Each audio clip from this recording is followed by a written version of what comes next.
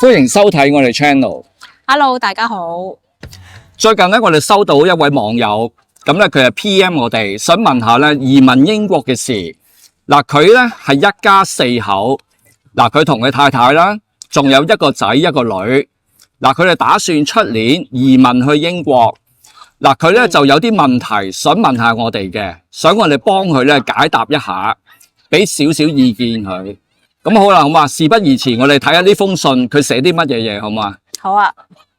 我打算出年5月至6月移民去倫敦，一家人有老婆，有個3歲半嘅仔同埋1歲嘅女，大約有200萬港紙。嗱，呢位港男佢就係喺香港一間大型嘅運輸公司，係國際級認可啊。佢話即係做運輸咧喺香港啊，但係佢話國際認可。好啦，佢老婆咧喺公營機構嗰度做嘢嘅。嗱，呢位港男佢打算咧，如果去到英國，有可能做唔翻啊呢個職業，即係佢喺香港做開大型運輸公司啊嘛。雖然國際認可，但係佢話如果去到倫敦咧，有機會咧係唔會請佢，有機會可以請，有機會係唔請。但係佢話如果最壞打算咧，佢可以乜嘢工都可以做嘅，因為佢有車牌，佢有車牌嘅。佢話只要能夠維持到生活咧就 OK 啦。佢話打2份工都可以。因為佢太太咧去到咧要湊仔，唔可以出嚟做嘢。因為咧佢一個仔一個女啊嘛，一個3歲，一個1歲，咁所以佢太太去到咧就冇辦法啦，做唔到嘢，要湊細路哥。即係話佢太太短時間係唔會做到嘢。嗱，佢想問下我哋200萬港紙夠唔夠喺英國嗰度生活？有咩建議俾佢？嗱，聽清楚，佢係有200萬港紙啊，一家4口啊。同埋佢希望咧喺倫敦嗰度落腳。佢最想喺倫敦落腳，同埋生活揾食。嗱，補充啊，嗱呢位港男佢喺香港咧嗰份人工咧大概係21,000蚊一個月，21,000蚊一個月港紙喺香港啊。咁另外佢要做 part time 喎，佢話因為唔夠使，佢所以喺香港咧有做送外賣，就15,000蚊一個月。咁即係咧2份工加埋咧都有36,000嘅喎，做2份工佢喺香港啊有36,000港紙。佢另外喺香港仲要做埋 part time 幫人補習喎，咁啊一個月有3,000蚊啊。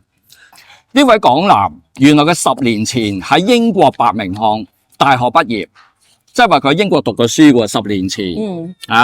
咁啊即係話如果咧佢申請呢個5+1BNO Visa 過嚟英國嗰度發展咧，佢唔需要考試喎，因為佢本身咧係有伯明翰嘅大學畢業證書嘅，咁即係話佢唔需要考英文試啦。因為呢排咧話 BNO 咧嗰個英文試有傳話會 B1 去到 B2 啊嘛，好多人都考唔到嘅。但係佢因為佢係大學畢業喺呢個伯明翰，所以佢應該係唔需要去考呢個試噶啦。應該冇問題啦。對佢嚟講冇問題啊。嗱，另外補充。佢話佢太太咧喺香港嘅一間大學裏邊畢業嘅，咁即係話咧佢英文又唔係咁差嘅，話佢老婆如果要考試都應該咧可以應付到嘅。嗱，呢位港男咧佢有講到，原來佢去到英國咧佢要租屋住，佢一定要租屋住，因為佢只係得200萬港紙啊嘛，買唔到樓喎，咁啊所以去到英國咧必須要租樓住。咁記住啦，一家4口啦，個細路哥好細個，一個3歲，一個1歲。咁啊，一家4口過嚟。嗱，仲有原來咧呢位港男喺香港，佢同佢阿媽一齊住嘅，同佢阿媽一齊住。咁啊係住一個咧居屋600尺單位，居屋600尺單位。嗱，我可以聯想到咧，佢喺香港生活嘅時候，佢同佢太太同埋2個小朋友，仲有佢阿媽。嗱，佢冇提到佢爸爸啊，咁我呢度我唔方便問人哋啦，冇提到佢阿爸。好啦。嗱，咁即係話咧，佢喺香港咧就同阿媽一齊住，佢阿媽咧就可以照顧2個小朋友。咁相信咧，佢就係咧呢位港男同佢嘅老婆2個人係走出去咧做 full time 嘅，應該就係咁啦。咁所以佢阿媽咧就擔當咗一個角色喺香港幫佢照顧2個小朋友，而佢2公婆就可以咧做全職啦。咁啊，所以咧喺香港生活嗰方面咧就唔係咁擔心嘅。咁啊，所以儲到啲錢啊。係啦，係住得細咗少少咯，但係生活咧應該唔係成問題嘅喺香港。如果香港600尺咧住5個人咧，其實又唔係話太細嘅，因為我一般我識得嗰啲人都係700尺到噶啦，一家5口啊，係700尺。咁我而家呢個600尺，即係而家講緊實用面積600尺啊嘛，其實又唔係話太細嘅香港嚟講啊。好啦，我哋講翻佢呢件事。咁我哋而家咧講我哋嘅睇法，對呢位港男同埋咧佢哋呢個香港人嘅家庭，佢好想移民去英國，出年5月至到6月。喂，佢好有決心啊！言語之間咧，我 feel 到佢好有決心。嗱，咁啊，佢移民嘅嘢，咁啊最緊要佢自己覺得計啱條數咪得咯，係嘛？你條數計得啱嘅就冇問題。但係如果你計唔啱咧，就會出現問題。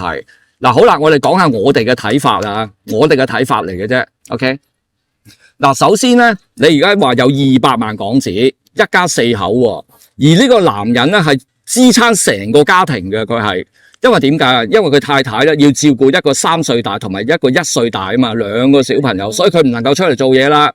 嗱，以前咧就佢阿媽幫佢睇住2個細路，所以佢2公婆就可以出去搵食，連工人都唔使請啦，即係咧印傭菲傭都唔需要請，阿媽搞掂啊，咁啊幾好嘅其實。嗱，不過咧佢想移民啊，佢想試下另外一個新生活，冇問題。不過200萬港紙咧就有啲問水我聽落去。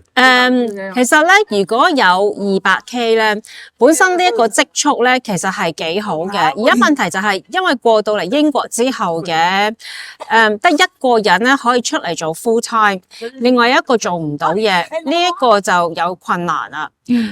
亦都係因為冇人去照顧2個小朋友啊，所以其實係最理想咧，係要係2個人一齊做嘢咯。雖然做爸爸咧就話佢唔介意做 full time，兼且再做兼職，但係兼職咧通常係 cover 唔到另外即係成一家4口噶。冇錯啦。嗱，而家咧呢位港男咧好有決心，佢唔介意乜嘢都做啊。佢預咗咧過到去倫敦咧做唔翻老本行，暫時做唔翻，但係佢好想做得翻老本行。嗱，佢嗰個咧係大型嘅運輸行業嚟嘅，喺香港係國際性認可嘅。佢話嗱，不過問題係你去到倫敦，佢認唔認可你咧？可能認可，可能唔認可。如果可能認可嘅話咧，佢個人工好高啊，係高過香港嘅。但係如果唔認可，唔緊要，佢願意去炒散，乜都做。揸車揾食，揸 Uber， 或者可能揸巴士，或者走去送貨、送外賣。咁啊，或者考個重型貨車牌，走去幫超市送貨都得嘅。總唔知你考到佢哋嗰個試咧就得噶啦。咁收入咧可能咧都可以咧，可能都可以有咧30幾K 英鎊嘅。你加埋可能都可以搵翻香港嘅收入，唔出奇。但係你要記住，英國嘅稅項咧係扣得高嘅，香港稅項咧就扣得少啲。而且佢喺香港咧就唔使交租，佢同阿媽住啊嘛。個問題係你同阿媽住喺香港，所以唔使交租。咁阿媽幫你照顧小朋友啦，係咪？咁你所以你太太又可以出去做 full time。嗱，個問題就出咗嚟啦，你去到英國咧係要交租喎，而且佢選擇喺倫敦，倫敦嘅租金咧其實都幾貴嘅，真係拍得住香港嘅租金嘅。咁你諗下喎，一家4口，我當你要租個2房1廳嘅喎，一家4口，你唔可以租個1房1廳嘅喎，呢度唔得嘅喎，你至少要租個2房1廳喺倫敦。我當你啊，即係我當你由 Zone 3租到 Zone 6，咁個租金咧大概2房咧係由1500磅英鎊一個月，可以去到2200，即係咁上下啦。2200磅英鎊一個月嘅租金係乜都唔包嘅。Council tax 即係差餉唔包，咁啊仲有啦，煤氣費啦、水電煤啦。係啊，係咪仲要買餸啦？同埋你需唔需要揸車？佢話要買車啊！佢諗住買一架咧豐田嘅日本車代步，因為佢揸車揾食啊嘛，送外賣你都要啦，係咪？做 Uber 你都要啦。咁仲有啦，養車係要錢嘅，入電油都要錢。就算你買電車啦，咁啊電車咁你都要叉電，因為電車貴啊嘛，佢買翻嚟係貴啊嘛，係咪？如果你汽油車咧，二手咧係平好多啦。咁你養車都要錢嘅，維修費。咁你過到去做唔翻老本行，佢話可以炒散。咁你炒散咧，你其實我覺得你只能夠咧，即係我計到個收入啊，我當你咧初去到啦，咁可能你係20幾K 英鎊一年，至到去到30幾K 一年嘅，我當你又做2-3份工啦，炒埋3份工，可能都有30幾K 一年啦。其實30幾 K 一年喺倫敦咧，只係夠養佢自己一個嘅。有啲辛苦咯，就因為靠一個人咧養晒成頭家，一家4口嘅，最好個收入咧真係唔可以，一定要係高過最低工資啊。嚇，因為咧如果單靠最低工資咧，係 cover 唔到嘅。咁炒散個工種咧，係最容易咧，只係賺最低工資多少少嘅。呢個就有一個危險喺度啦。嗱，坦白講啊，30幾 K 英鎊一年嘅薪金咧，係夠養呢位港男咧自己一個人嘅啫。因為你要記住，你係要有個租金喺度嘅。如果你嘅收入有一半去到租金咧，就大鑊噶啦。即係你唔好介意我直接講啊。因為你而家係養住你成家人一家4口，唔係淨係養你自己嘅，因為你要養埋你老婆、養埋你個仔、養埋你個女。嗱，個關鍵就喺呢一度啦。有冇可能有被動收入，又或者太太湊住小朋友嗰陣咧，都可以賺翻啲外快咯？呢個關鍵位，因為太太唔可以係零收入啊，淨係靠晒咧嘅爸爸咧係真係好危險咯。嗱，首先咧，我哋 recap 嗱，呢位港男佢喺香港係做大型運輸公司，係國際認可嘅。佢太太咧喺公營機構嗰度做，咁啊喺英國認唔認可嘅咧？咁啊英國唔係話唔認可，不過咧佢都要去考試嘅。如果佢太太過到去，都係要考試嘅。即係我可以話俾你聽，佢太太去到英國唔係唔得，要考試，通過考試合格啦，有可能會請埋佢老婆嘅。但個問題係出咗嚟啦，邊個照顧小朋友啊？邊個照顧小朋友啊？嗱，個問題喺呢一度，因為佢太太唔係做文職。如果佢太太喺香港係做開文職，你去到英國，你可以做一份工係可以 work from home 喺屋企做，即係一個星期有3日可以 work from home，佢可以照顧小朋友又可以搵錢啊嘛，唔會零收入啊。個問題係而家咧佢太太唔係做開文職，即係話唔可以 work from home。如果唔可以 work from home 咧，去到英國咧就冇計噶啦。即係而家最大嘅問題咧係要解決咧邊一個幫佢湊嗰2個小朋友，同埋要係爸爸同埋媽媽都一齊可以做到嘢咯。如果可以解決到呢啲問題嘅話咧，咁就好好多啦。嗱，另外咧，我問過一啲 friend 啦，即係呢位網友問到我啦。咁我另外問咗香港一啲 friend 啦，佢話如果你有被動收入咧，即係我冇透露你嘅嘢啊，冇啊，我就係問咧，如果喺香港有冇啲被動收入啊，即係可以幫補下。咁咧有好多人都話，你可以撥一啲錢做定期利息，即係定期收息啊，穩穩陣陣啊，唔係炒股票，係定期，即係擺筆錢去定期，用美元結算，因為個利息咧係高啲嘅，有4厘幾。咁咧，我啲 friend 有咁講嘅。咁咧，佢話如果你冇被動收入咧，就都有啲困難嘅喎。喂，你手停口停喎，個問題係你要記住，手停你就口停啦。你唔食，你個細路哥都要食；你唔食，你老婆都要食。點搞啊？如果一個人嘅收入你唔夠高喎，我當你去到都係頭嗰1-2年，你搵30幾 K 咧，就即係搵30幾 K 咧，唔係難嘅，但係好辛苦。但個問題係你養唔到成頭家，如果你淨係靠嗰個30幾 K 一年嘅年薪嚟到養一家4口，仲要交租喎。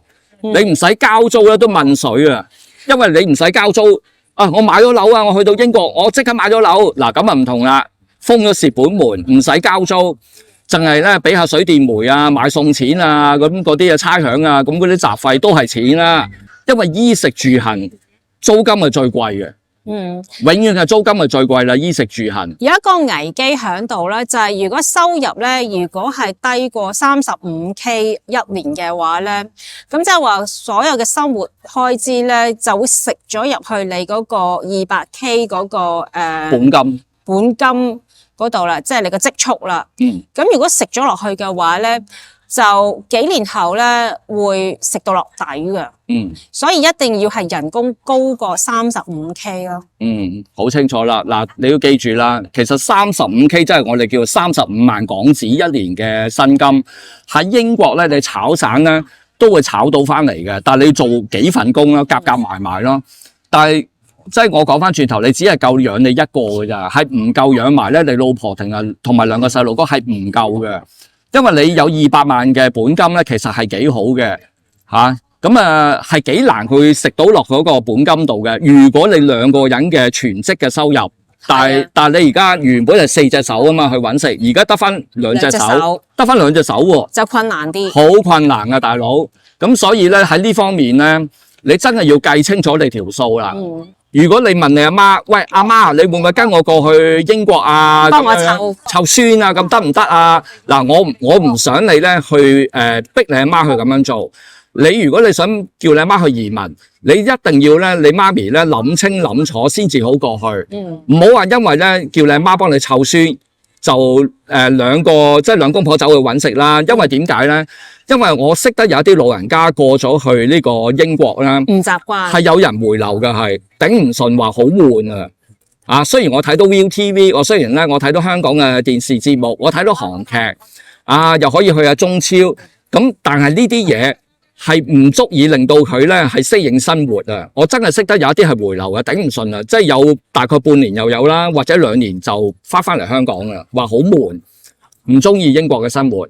原本係真係過去湊孫嘅，湊下湊2年頂唔順啦，因為同個家婆鬧交啊，即係嗰個新抱同個家婆鬧交啊，咁你點搞啊？係咪啊？咁所以咧，我希望咧，你問你阿媽嘅時候咧，你真係咧，你會得到佢真心嘅同意咧，佢先至好過去啊！即係唔好咧，唔好因為咗湊孫而過去。預咗係要妥協嘅。即係要你媽咪係真係妥協咯，唔好話真係為咗幫你湊孫而過去，好似有個使命咁啊！唔好真係好似一個使命咁走去英國咯，個責任唔好落喺個老人家嗰度啊！咁啊，要大家妥協咗嘅，唔係淨係做個婆婆嘅，即係又要個仔啊，同埋個太太啊，同埋啲小朋友啊，大家妥協咗，有個共識咯。嗱，因為咧3代同堂移民。由香港移民去英國3代同堂，我識幾個嘅，咁啊有2-3個家庭咧都 OK 嘅，都 OK，即係可以妥協到嘅。嗱，不過佢哋買樓喎，唔係租樓喎，係買喎嗰層樓，即係一個 house 嚟嘅，有3層。咁啊老人家咧就住咧中間嗰層，孫啊咁啊兩公婆就住頂層。咁所以咧3代同堂住1300幾尺係 OK 嘅。係 OK 嘅，咁相對嚟講咧，你買同埋租咧，嗰筆錢又大啲嘅。喂，但係如果你過到係租咧，你媽咪過到去，喂，你要養埋佢嘅喎。咁就變咗可能唔係租2房喎，到期時會唔會要租3房啊？係啊，1闊3大，我哋叫做1闊3大，你變咗要租3房。咁啊，變咗開支又變大咗咯。冇錯啦，啊，仲有一樣嘢我要提醒咧，呢位港男，你係會儲唔到錢啊，你係儲唔到錢。啲錢只會係咧燒咗去嘅，嚟到咧填補你嘅租金，填補你日常生活嘅開支，所有嘢填補晒啦。有可能咧會咧，你會有啲嘢你要動用到你嘅本金嘅，你嗰200萬會動用到佢嘅 ，OK？因為你儲唔到錢啊嘛。如果你儲到錢就唔同。嗱，所以咧有家庭、有家室、有小朋友同冇家庭、冇仔女嘅係好大分別嘅，移民嗰方面。咁我就講下咧，如果喺英國咧，一家4口嘅，大概嗰個生活嘅開支咧係點樣咯？如果咧其實咧一家4口咧嚟到英國咧賺35K 一年嘅，其實都係只係講係生存㗎咋，而家係講緊只係生存，唔係生活啊，唔係生活啊。如果你賺45K 一年咧，就穩定咯，好啲 ，OK。如果你賺到55K 一年咧，就舒適嘅。55K，OK。咁如果你想咧，又舒適啦，又可以儲到錢，又可以去到旅行咧，個收入咧要有70K 以上嘅。70K 以上，即係70萬港紙或以上嘅。呢個係未扣稅前。呢啲係未扣稅前嘅。未扣稅前嘅。我哋英國咧唔同香港啊，我哋講嗰個年薪咧係講扣稅前嘅。OK， 咁如果你想咧，即係生活好舒服啦，又即係有少少中產好好地咧，就一定要係90K 以上嘅一年。係啊，呢個就係嗰個平均嗰個生活指數啦，for 一家4口。嗱，因為呢位港男佢想咧去移民去倫敦，因為倫敦咧佢話佢有老本行咧係可以喺倫敦嗰度揾工嘅，係佢老本行嘅。佢話如果去即係我睇到如果去第二個埠咧，應該係冇嘅。所以咧得唔得咧？就我俾咗個銀碼你去計咯，咁就你就要去知道你嚟到英國你可以賺到幾多錢咯。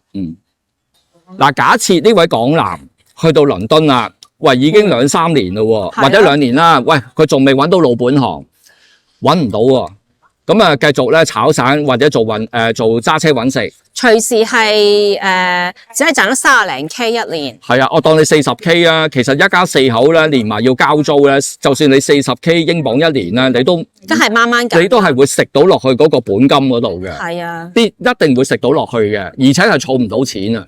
所以你一定要諗一諗呢樣嘢先。喂，如果倫敦我揾唔到老本行，咁即係話你唔需要住倫敦咯，可能你可以咧就轉去曼城，或者咧伯明翰啦。會平少少喺租金嗰方面，平少少嘅，唔係平好多，可能都係平10% 或者15%。生活成本都係平少少，平少少。如果唔係住倫敦嘅話，喺租金嗰度平少少，但係你話買餸錢啊、電油費啊或者煤氣費啊、council tax 可能差唔多嘅啫，都係。係啊，因為你始終都係交租嘛，你唔係買斷啊，你住嗰 part 唔係買斷咗你嗰層樓，你係租樓。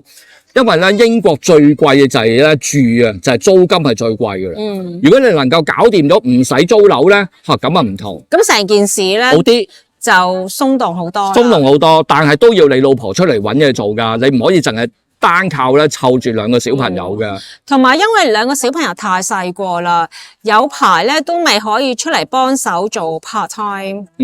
我識得咧有個一家4口啦，咁啊嗰2個小朋友咧。係大啲嘅，過嚟嘅時候咧都有10歲啊，或者12、13歲嘅。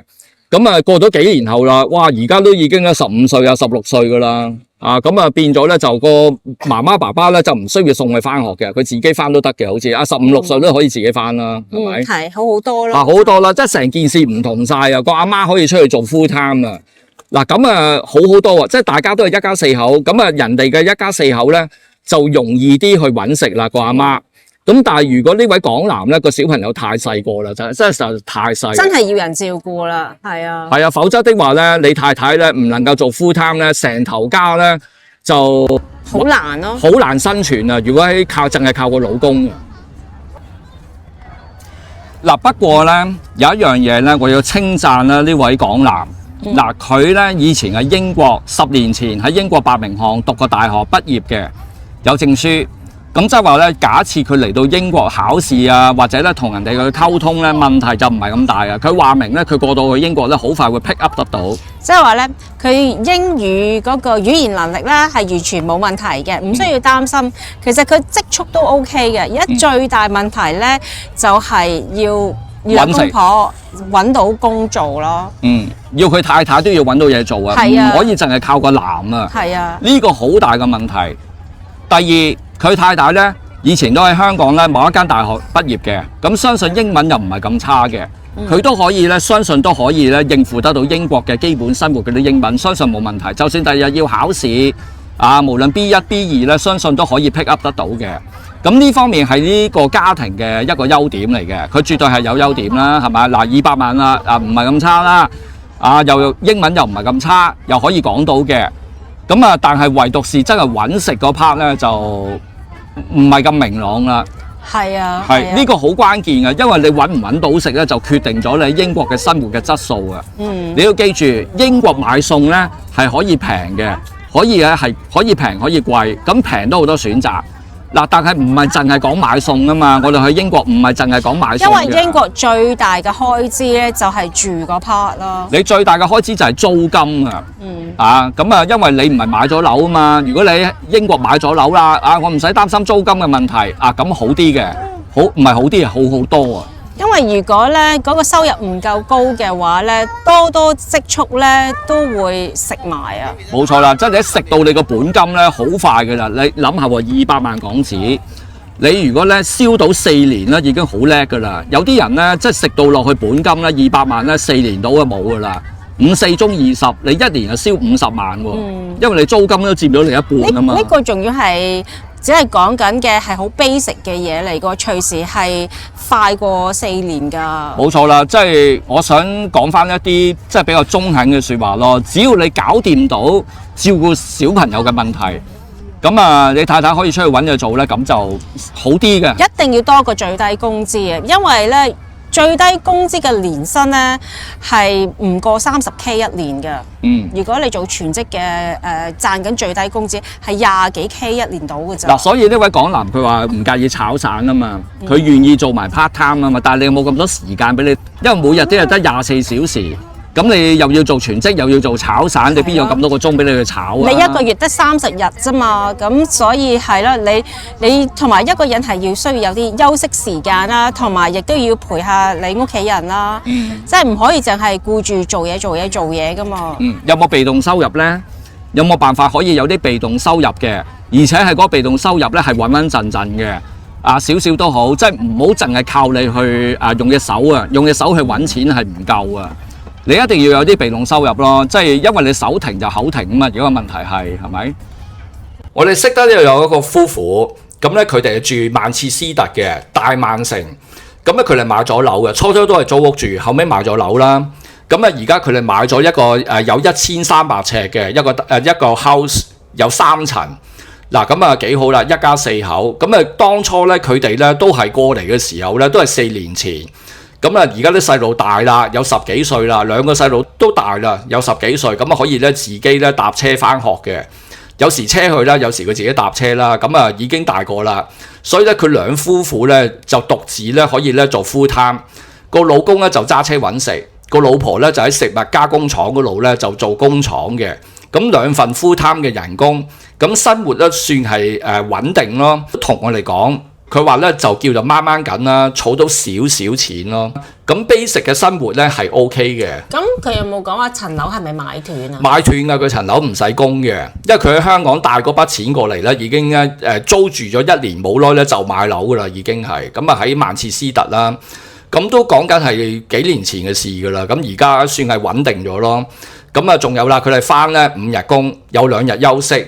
咁啊唔會炒散喎，我問佢你會唔會炒散啊？即係做啲 part time，佢話唔啦，留翻啲時間俾個小朋友啊。如果我又走去做炒散，冇錯，人工可以即係個收入會再多啲啦。你炒散啊嘛，做一啲 part time 嘅 job， 但係佢話唔想啦。佢喺香港已經好辛苦啦，過到嚟你仲要我炒散啊？唔係嘛咁樣喎，咁啊冇 work-life balance。佢已經工廠話好辛苦噶啦，個阿媽話好辛苦啦，做工廠已經。咁啊，個老公又揸車喎，喂大佬，咁你仲要我咧休息嘅時間走去做 part time 喎，咁啊冇時間陪細佬，咁我過嚟英國做乜嘢啊？係咯，如果係咁啊，如果再做埋 part time 嘅話咧，會變咗冇咗同啲親子嘅時間咯。冇晒親子時間，咁我過嚟英國做乜啫？喂，你過嚟都係希望咧，可以咧同個細路哥咧可以咧出下街啊，咁啊同佢有啲互動啊嘛，係咪？咁你又走去過到嚟英國炒幾份散喎？咁你喂大佬，咁你不如咁你同香港又咁過到嚟又係咁為咩咧？咁就係咪？咁所以我嗰次聽到佢即係嗰個女人咁樣講啦，我哋個 friend 佢兩公婆，咁佢兩公婆都同意嘅喎，係唔應該咁樣做嘅喎。佢話：咁我走過嚟做乜啊？咁我覺得佢講得都幾有道理嘅，即係冇錯，佢想揾多啲，但係冇辦法，佢嗰份工嘅工種咧係咁高人工嘅，只係得最低工資多少少係咁多啦，每年加少少，咁你仲要計翻通脹喎，係咪？每年有啲通脹噶嘛，咁你抵消咗佢噶嘛，咁叫做兩公婆一人一架車，咁你又要養2架車喎，即係個女嘅翻工嘅唔同啊嘛，個地點，個老公係揸車揾食嘅。咁所以養2架車嘅，又要維修咧、電油錢啦，嗱，仲有生活開支嘅費用啦，水電煤嘅費用啦，係咪？仲要有 council tax， 即係我哋所講嘅差餉啦，每年都要俾嘅呢啲費用，唔慳得嘅，一定要俾嘅呢啲錢。咁你養2個細路喎，唔少錢嘅喎，係咪啊？你又要俾零用錢佢喎，過時過節啊、聖誕你要買啲禮物俾佢喎，你唔可以孤寒嘅喎，嗰啲嘢係。同埋大個咗又要買下靚衫啦。喂，佢10幾歲㗎啦，嗰2個細路，你唔可以咁孤寒嘅對佢。如果我翻到學校見個同學仔有啲靚衫啊，又有一啲電器啊，又用部靚嘅電子遊戲機，你冇買俾佢喎，人哋有你冇喎，你個細路你諗下會點？喂，你要諗埋嗰啲嘢嘅喎，你冇啲獎勵啊佢又唔通？唔得㗎喎，你咁樣係咪？你會令到佢總之唔好啦，嗰方面係咪？你有啲嘢要滿足翻個小朋友㗎，你唔可以太過勒褲頭嘅咁樣。同埋自己啦，自己又想生活舒適啲啦。你一年啊，你一定要抽翻咧，一年有一個咧有一個長假。咁利用你公司嗰啲假期，同個細路哥咧去下旅行，譬如去下歐洲啊，玩一個禮拜都好啊，係咪一個家庭樂？可以 mix 咯，即係又有長假又有短假。係啊，又或者喺英國本土自駕遊咁都好啊。你唔可以咧，即係咧你啲時間咧去晒工作嗰度㗎。如果你做一家之主，你成日都係翻工再翻工喎，咁你變咗你同你子女緣咧就薄㗎啦，就變咗。所以我上次咧同我哋個 friend 嗰兩公婆傾個偈咧，我都覺得咧，即係佢哋講嘅嘢咧都有啲道理嘅，咁就係咪？如果你樣樣嘢生活都冇變過，將香港嗰套搬咗過嚟英國嘅，唔係唔得，你一時三刻就冇辦法咯。如果你長期咁樣咧，係唔好嘅，個家庭關係咧就好似唔係咁好啦，即係冇 work-life balance 就變咗係咪？嗱，今集嘅影片咧就係咁多啦。如果大家有咩可以留言咧，咁講出你嘅睇法啦。你覺得呢位港男200萬港紙一家4口，咁啊細路哥就好細個，3歲1歲，有冇一啲嘅意見喺度咧？係咯，咁啊建設性嘅留言啦，希望大家好唔好啊？咁如果大家未訂閱我哋嘅 channel， 麻煩大家免費訂閱我哋嘅 channel 啊！嗱，多謝你嘅支持，我哋下次再見。Thank you，拜拜。如果大家喜歡我哋嘅影片，記得 like、share 同埋 subscribe 我哋嘅 channel， 可以 join 我哋嘅 YouTube 會員，會有獨家影片嘅。好多謝你嘅支持。